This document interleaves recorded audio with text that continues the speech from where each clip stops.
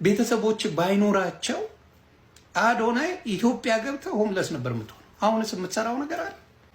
ካናዳ አንከባላ ሳትመቸው የገባ ሰውዬ ስለ አውሮፓ ላይ ልናገር ይላል ወጥቶ። ካናዳ አፈር ቀድሜ ስታስገባው በቃ መኖር አቅቶት አስታውሳለሁ። የሆኑ አበሻ ሬስቶራንት እና በቃ እዚህ ስራ ሲሉት እዛም መስራት አልቻለም ነበር አዶናይ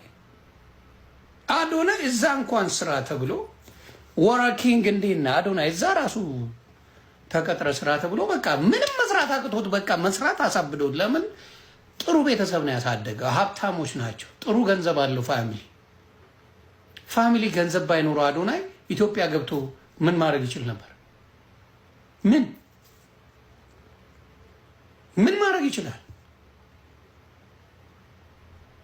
አሜሪካ ማለት 12 ሰዓት ትሰራለህ፣ 16 ሰዓት ትሰራለህ፣ ላይፍ የሚባል የለም እንትን የለም እያለ ይነግራቸዋል። ላይፍ ያለው ኢትዮጵያ ነው። አንድ እንጀራ በ50 ብር እየገዛ ላይፍ ኢትዮጵያ ነው። ኢትዮጵያ እኮ ከኑሮ ውድነት የተነሳ አንድ እንጀራ ለኔ መስታወቴ ነው፣ ክፉም ደጉንም የሚያሳየኝ ነው የሚባልባት ሀገር ናት። ኢትዮጵያ ነው ኑሮ ያለው። ኢትዮጵያ ኑሮ እውነቴን ነው።